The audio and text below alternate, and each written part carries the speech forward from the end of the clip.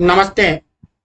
आज हम बात करेंगे कि इलेक्ट्रिक गाड़ियों में कौन सी बैटरी का प्रयोग किया जाता है, वो किस सिद्धांत पर काम करती है, इलेक्ट्रिक गाड़ी में ब्रेक लगाने पर वह फिर से चार्ज कैसे हो जाती है, रिवर्स चार्जिंग उसमें क्या सिस्टम होता है, इलेक्ट्रिक गाड़ियों के क्या क्या फायदा हैं और क्या क्या उनके नुकसान है, क्या हमें उनकी चुनौतियां देखने को मिल रही है। इन तमाम बातों पर हम इस वीडियो के माध्यम से चर्चा करेंगे। तो चलिए बिना किसी देरी के शुरू करते हैं।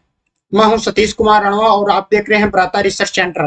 तो देखिए, हम इलेक्ट्रिक गाड़ी की पूरी कार्य प्रणाली का स्टेप बाय स्टेप अध्ययन करेंगे। तो पहली बात, तो इलेक्ट्रिक नाम आते ही ईवी बोला जाता है। इस नाम से स्पष्ट है कि ये बिजली से चलेगी। तो हम इसके ईंधन से ही स्टार्ट कर देते हैं कि गाड़ी में ईंधन जैसे पेट्रोल डीजल है और अपना ये इलेक्ट्रिक है, तो हम इसके ईंधन से स्टार्ट कर देते हैं। ये कैसे चलता है, देखिए हमारे यहाँ पर बहुत प्रकार की बैटरियां पाई जाती है। जैसे आपने शुष्क सेल देखा होगा, शीशा संचायक सेल होते हैं, अपनी घड़ियों वगैरह में होते हैं, वो शुष्क सेल होते हैं। अपने मोबाइल लैपटॉप इन चीजों में आ रहा है, उनको बोला जाता है लिथियम आयन बैटरी। तो ये अलग अलग प्रकार के सेल होते हैं। तो इलेक्ट्रिक जो अभी गाड़ियां आ रही है, इनमें इस प्रकार के लिथियम आयन बैटरियों का उपयोग किया जाता है। ये भारी भरकम इन सेलों का उपयोग नहीं किया जाता। आपने गाड़ियों के अंदर देखा होगा, ये बैटरियां लगाई जाती है अपनी जो डीजल पेट्रोल वाली गाड़ी होती है। दो कारण है इनका उपयोग नहीं करने का। एक तो ये वजन में बहुत भारी होते हैं। आपने देखा होगा कि इनको बाहर निकालना है, उठाना है, बहुत भारी होता है। घर का इन्वर्टर उठा के देख लो कितना भारी होता है। तो ये वजन में भारी होते हैं, तो गाड़ी को खींचने के लिए इनको बहुत बड़ी मात्रा में लगाना पड़ेगा। तो एक तो देखो ये गाड़ी है, इसमें अगर हमने ये बैटरियां लगा दी तो ये वजन में भारी हो जाएगी, जिससे मोटर को खींचने में जोर ज्यादा लगेगा और फिर इसकी रेंज कम हो जाएगी, ये कम चलेगी। और दूसरा, इनके अंदर लिक्विड डाला जाता है, H2SO4 डालते हैं और अपना एक वाटर डालते हैं। तो उसकी वजह से क्या होता है, ये जब गाड़ियां हिलती है तो ये डैमेज भी जल्दी हो जाती है। इन लिथियम आयन बैटरियों की बजाय ये डैमेज भी थोड़ी ज्यादा होती है, इसलिए इनका प्रयोग नहीं किया जाता है। हमारे यहाँ पर लिथियम आयन बैटरियों का उपयोग किया जाता है। लिथियम आयन बैटरियों को इस गाड़ी की सरफेस पर लगाया जाता है। अब आप देख रहे होंगे कि ये लिथियम आयन बैटरी है छोटी छोटी, बड़ी बैटरी, इतनी बड़ी बैटरी नहीं लगाते हैं, ये छोटे छोटे सेलों का उपयोग करते हैं। आपके दिमाग में आया होगा कि ये सेल तो गाड़ी को खींच ही नहीं पाएगा, तो ऐसे बहुत सारे सेलों का प्रयोग किया जाता है। जैसे ये अपने लिथियम आयन सेल है, बहुत सारे सेल ले लिए, इनको यहाँ पर एक दूसरे के पास पास ऐसे जोड़ के एक स्ट्रिप बना ली इन सेलों की। ठीक है, ऐसे बहुत सारी एक स्ट्रिप बना ली, फिर ऐसे बहुत सारी स्ट्रिप बना ली इन सेलों को पास पास में जोड़ के। इन सेलों को जोड़ पास पास में रखने के बाद में एक दूसरे को, जैसे मान लो इसका ये पॉजिटिव है, दूसरे का ये पॉजिटिव है, इनको कनेक्ट भी तो करना पड़ेगा। तो इनको कनेक्ट किया जाता है प्लेटिनम के द्वारा। इसकी एक ये प्लेटिनम की पत्ती ली जाती है और यहाँ पर इन सेलों को ऊपर से आपस में कनेक्ट कर दिया जाता है। यानी बहुत सारे सेलों को ऐसे एक पूरे सेट में बना लिया, इन सबको प्लेटिनम की पतली पत्ती से क्या कर दिया, कनेक्ट कर दिया। उसके बाद में एक लेयर आ गई, इसके ऊपर दूसरी लेयर आ गई, ऐसे हमें जितनी पावर चाहिए उतनी लेयर हम इसके ऊपर रख सकते हैं और वहां पर इस गाड़ी के नीचे के बेसमेंट के अंदर इसको रख दिया जाता है। आप ये तो समझ गए होंगे कि जो ये गाड़ी है इसके अंदर क्या किया जाता है। इसके बेसमेंट में ये जो अपने लिथियम आयन बैटरियां, ये जो सेल है छोटे छोटे, इन सेलों को रख दिया जाता है। तो कितने सेलों को उपयोग किया जाता होगा, तो यहाँ पर लगभग 7,000 सेलों का उपयोग किया जाता है। गाड़ी, नॉर्मल गाड़ी की बात कर रहा हूँ मैं, लगभग जैसे अपने टेस्ला वगैरह की गाड़ी आई थी पहले, अभी तो इंडिया में टाटा की गाड़ी है जो टेस्ला को भी टक्कर दे रही है, लेकिन इनमें लगभग कितने सेलों का प्रयोग किया जाता है, 7,000 सेलों का प्रयोग किया जाता है। तो अपना एक काम तो कंप्लीट हो गया। क्यों, ये देखो वजन में बहुत हल्के होते हैं, तो वजन वाली समस्या खत्म हो गई कि वजन नहीं होगा गाड़ी में। दूसरा, इनको हम नीचे पूरे सरफेस पर बिछा देंगे तो गाड़ी का जो पूरा गुरुत्वाकर्षण केंद्र है वो नीचे की तरफ बना रहेगा। तो गाड़ी एक तो यहाँ से टायर स्लिप नहीं करेंगे, वजन रहेगा नीचे की तरफ। दूसरा, ये गाड़ी इधर उधर पलटेगी नहीं, क्योंकि पूरा वजन नीचे पूरी सरफेस पर एक तरीके से वितरित हो जाएगा। दूसरा, एक्सीडेंट में बच जाएंगे। अगर आगे या पीछे लगाएंगे तो गाड़ियां लगभग आगे पीछे से एक्सीडेंट होती है, तो इनको नुकसान हो जाएगा। नीचे की तरफ होने की वजह से एक्सीडेंट से भी ये बच जाएंगे। अब देखो सेलों में प्रॉब्लम क्या आती है। मान लो यहाँ पर ये सेल लगा दिए, ये आप देख रहे होंगे यहाँ पर ये बहुत सारे सेल यहाँ पे लगाए हुए हैं। यहाँ इस गाड़ी की मोटर लगी हुई है, तो अब ये मोटर इन सेलों से लाइट लेगी, तो ये नजदीक वाले जो सेल है ये हो सकता है पहले डिस्चार्ज हो जाए और आगे वाले सेलों में बिजली रहे। अगर हम इसको चार्ज करेंगे तो हो सकता है आधे सेल पहले चार्ज हो गए, आधे सेल बाद में चार्ज हो गए और ये खराब होने लग जाएंगे। तो इसके लिए यहाँ पर क्या किया जाता है, ऐसा एक सिस्टम लगाया जाता है जिसको बोला जाता है battery management system, BMS, battery management system. तो ये बैटरी मैनेजमेंट सिस्टम क्या करता है कि जितने भी अपने ये जो 7000 सेल लगे हुए हैं, इन सब सेल की लाइट को एक साथ यूज करेगा, मतलब सबको, अगर एक सेल 50% है तो दूसरा भी 50% ही होगा, और चार्ज भी सबको एक साथ करेगा। तो इस समस्या से छुटकारा पाने के लिए किस चीज का उपयोग कर लिया, बैटरी मैनेजमेंट सिस्टम का उपयोग। अब देखो, गाड़ी चाहे कोई सी भी हो, अपनी डीजल हो, पेट्रोल हो या फिर इलेक्ट्रिक हो, सब में एक समस्या आती है गर्म होने की। इंजन गर्म हो जाता है, तो आपने देखा हो गया कि गाड़ियों में कूलेंट वगैरह का प्रयोग किया जाता है। तो ये सेल है, इनमें भी ये समस्या आती है। इस गाड़ी में ये सेल डिस्चार्ज होंगे, चार्ज होंगे, तब ये क्या होंगे, गर्म होने लग जाएंगे। तो गर्म होने से ये विस्फोट कर सकते हैं। तो यहाँ पर गर्म होने वालों समस्या को मिटाने के लिए क्या किया, जैसे मान लो ये एक सेल की लेयर है इधर पर, तो इसके बीच में एक पाइप डाल दी, फिर एक सेल की लेयर और लगा दी, फिर उसके बीच में पाइप डाल दी, एक सेल की लेयर लग गई, फिर उसके अंदर पाइप डाल दी, ऐसे बीच में सेल लगा के उन सबके बीच में एक एक एक पाइपें डाल दी जाती है। और उन पाइपों में जो लिक्विड अपना कूलेट होता है, कूलेट के रूप में यहाँ पर ग्लाइकोल का उपयोग किया जाता है, उसको डाल दिया जाता है। वो ग्लाइकोल क्या करता है, यहाँ पर आगे रेडिएटर से यहाँ पर अब हीट को बाहर निकालता रहता है, और यहाँ से ठंडा होके इन पाइपों के अंदर चलता रहता है। तो ये ग्लाइकोल इतना ठंडा रहता है कि इन बैटरियों को गर्म होने ही नहीं देगा। तो ये गर्म होने की समस्या का समाधान हो गया, नहीं तो बैटरियों में विस्फोट हो सकता है। तो ये इसका मेन सिस्टम होता है। अब जैसे ये गाड़ी है, यहाँ पर इसमें ये लगा दिए, अपनी बैटरियां लगा दी, इन बैटरियों से यहाँ इसमें मोटर जोड़ दी।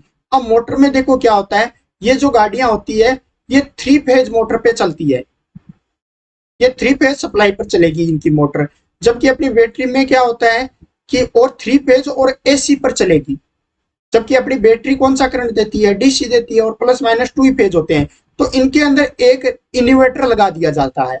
इन्वर्टर क्या करता है, DC को एक तो AC में कन्वर्ट करेगा, और उसके बाद में इसको कितने फेज में कन्वर्ट कर देगा, 3 फेज के अंदर कन्वर्ट करके मोटर को दे देगा, तो मोटर चलने लग जाएगी। अब इलेक्ट्रिक गाड़ियों में सबसे बड़ा फायदा यही है कि इनका टॉर्क वगैरह बहुत अच्छा होता है। क्यों होता है, जितनी हमने मोटर को इलेक्ट्रिसिटी दी उतनी तेज घूमेगी, तो ये एक स्मूथ स्पीड से चलेगी। इसकी स्पीड कंट्रोल करना समस्या नहीं होती है, क्योंकि अगर हम एक्सीलेटर ज्यादा दबाएंगे, यहाँ से ये इन्वर्टर इसको लाइट ज्यादा देगा, मोटर तेज घूमेगी। कम दबाएंगे, लाइट कम देगा, मोटर कम घूमेगी। और मोटर को घूमने में इलेक्ट्रिसिटी अगर स्पीड से मिल गई तो बहुत स्पीड से घूमेगी। तो ये क्या करते हैं, इलेक्ट्रिक गाड़ियां 0 से जो 100 की स्पीड होती है, ये लगभग 5 से 6 सेकंड में ही पकड़ लेती है। तो इनका टॉर्क बहुत ही खतरनाक होता है। समझ गए होंगे कि यहाँ तक तो जैसे अपने बैटरी लगा दी, पीछे मोटर लगी हुई है, इन्वर्टर वगैरह लगा दिया। ये क्या करता है, इन्वर्टर मोटर को 3 फेज देगा, मोटर इसके टायर्स को घूमेगी, तो ये टायर घूमेंगे और अपनी गाड़ी चलने लग जाएगी। तो इसके अंदर ज्यादा इंजन वगैरह और कोई ज्यादा इंस्ट्रूमेंट तो लगने से रहे। अब आपने सुना होगा कि इलेक्ट्रिक गाड़ियों में एक चीज होती है, क्या होती है कि उनके ब्रेक लगाते हैं तो वो चार्ज होती है। अपने डीजल पेट्रोल की गाड़ियां होती है, उनमें समस्या होती है, ब्रेक लगाते हैं फिर गाड़ी को वापस उठाते हैं, चलाते हैं, तो वो ज्यादा फ्यूल यूज करती है। इसका ये उल्टा है, ब्रेक लगाओगे गाड़ी चार्ज होगी। तो ये कैसा होता है, इसमें ये क्यों मैकेनिज्म कैसे काम करती है। देखो, अपना ब्रेक है, डिस्क ब्रेक, ABS वगैरह, वो हम एक अलग सेपरेट वीडियो में समझेंगे, मैं नॉर्मल बता रहा हूँ। अपना ये टायर के जो घूमने वाली प्लेट लगी है, इसके ऊपर ये ब्रेक है, ये इसको चिपकेगा। जब हम ब्रेक अप्लाई करेंगे तो ये इस पर चिपकेगा, दबाव डालेगा, और इस टायर को फ्रिक्शन करके क्या करेगा, रोकने की कोशिश करेगा। जैसे आप ये देख रहे होगे, यहाँ पर ये टायर है, तो इसको ब्रेक लगाएंगे तो ये टायर जाम होने की कोशिश करेगा।